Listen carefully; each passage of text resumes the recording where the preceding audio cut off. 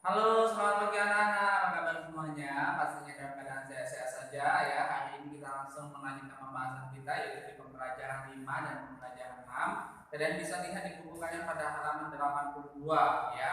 Langsung saja kita memasuki pembahasan kita tentang bahasa Indonesia yaitu tentang kambuhan lalu lintas ya. Di pembelajaran sebelumnya ya kita sudah bahas tentang kambuhan lalu lintas, kemudian menunjuk arah jalan ya, apa manfaat atau kegunaan dari kamera lalu lintas dan menuju arah jalan. Yang pertama ya, kegunaan atau manfaat kamera lalu lintas bagi kita yang pastinya adalah untuk mengantisipasi kemungkinan yang akan terjadi perjalanan yang akan kita tempuh ya, supaya kita lebih hati-hati ya, kemudian untuk mengurangi angka kecelakaan dan lain sebagainya. Sedangkan arah penuju jalan ya itu dimanfaatkan oleh pengguna jalan ya, yaitu untuk sebagai penunjuk arah jalan supaya mereka yang ingin berpergian menuju ke suatu tempat mudah dan gampang untuk menemukan tempat yang ingin mereka tuju ya. Langsung saja di sini ada halaman 52. Di sini ada gambar, kalian bisa lihat di buku kalian ya. Kalau ada penunjuk jalan ya, misalnya biasanya ini kita sering temui di kegiatan pramuka. Kalau kalian aktif dalam kegiatan pramuka ya, biasanya kalian akan menemukan tanda-tanda penunjuk jalan seperti yang ada pada gambar ini ya. Kalau ada tanda panah lurus itu artinya ikuti jalan ini ya, jadi tidak usah belok kanan atau belok kiri, kalian tetap hanya lurus saja. Kemudian kalau ada tanda lurus kemudian ada angka 5, itu artinya adalah 5 langkah lagi ya ada surat ya, karena bentuknya seperti bentuk surat ya. Kalau seumpamanya ada yang ketiga ya, petunjuk jalan yang agak melingkar, ini artinya adalah kalian kembali ke tempat semula ya. Jadi kalian nggak perlu melanjutkan perjalanan kalian harus kembali ke tempat semula ya. Kemudian ada juga di sini berbentuk seperti kemah, artinya kalian akan menuju ke tempat perkemahan ya. Yang selanjutnya kita akan lanjut pembahasan kita.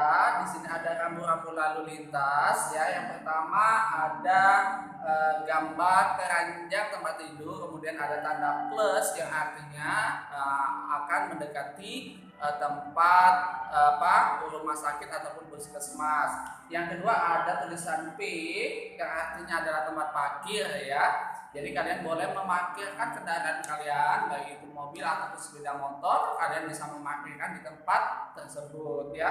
Yang selanjutnya ada lambang atau gambar seperti pom ya, pom bensin yang artinya kalian akan menemukan apa SPBU. Dan yang kedua ada sendok dan garpu yang artinya kalian akan menemukan tempat restoran ataupun rumah makan ya. Jadi penunjuk jalan ataupun rambu-rambu lalu lintas biasa sering kalian temukan di jalan. Kalau kalian hobi berjalan ke suatu tempat, pasti kalian akan menemukan rambu-rambu ataupun penunjuk jalan tersebut. Oke, kita lanjutkan pembahasan kita bahasa Indonesia. Kalian bisa lihat di pembelajaran 6 ya. Sama saja pembelajaran 6 ya. Di sini di pembelajaran 6 biasanya kita sering jumpai di jalan-jalan lintas ataupun jalan tol ya, yang artinya ada pom bensin, kemudian ada musola atau masjid atau tempat ibadah yang lainnya, ada rumah makan, kemudian ada lokasi untuk memarkirkan kendaraan kalian ya. Oke, selanjutnya untuk bahasa Indonesia sudah kita bahas berkali-kali tentang penunjuk jalan ataupun rambu-rambu lalu lintas ya. Kalian boleh mengikuti petunjuk jalan supaya tidak menyesatkan perjalanan kalian.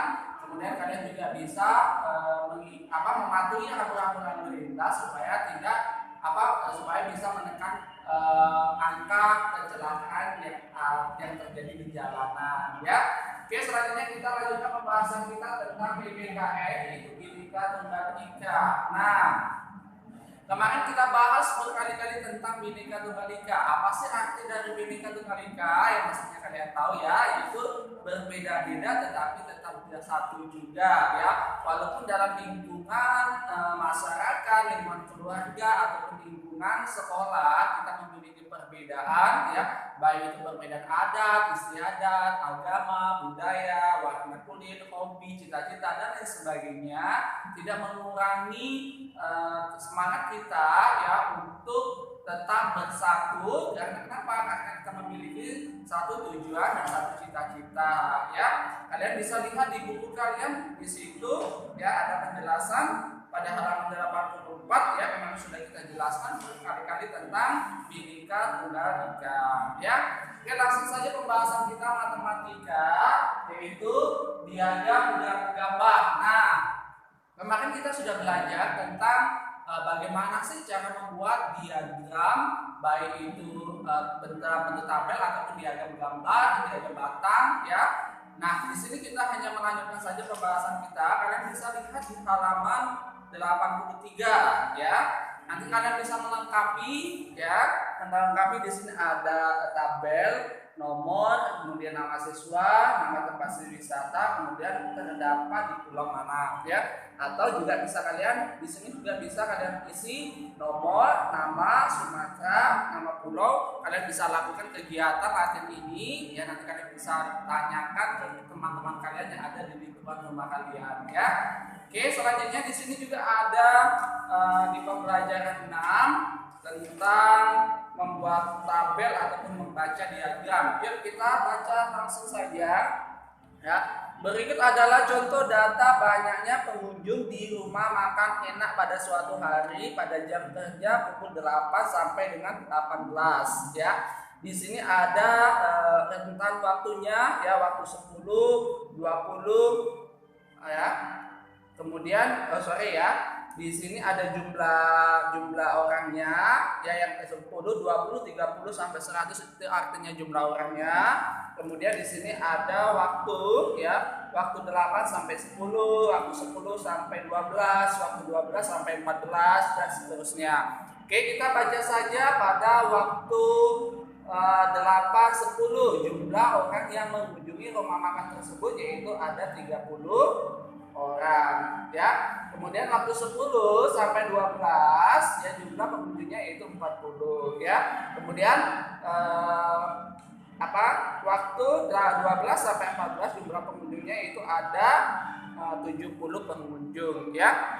Jadi kalian harus bisa membaca dari sebuah tabel tersebut. Jadi banyaknya pengunjung dalam kurun waktu 8 sampai 18 berapa orang, teacher? Kalian bisa hitung ya. Waktu 8 sampai 10 ya, 8 sampai 10 jumlah orangnya ada 30. Kemudian 10 sampai 12 jumlah orangnya ada 40 ya. Kemudian waktu 12 sampai 14 jumlah orangnya ada 70 ya.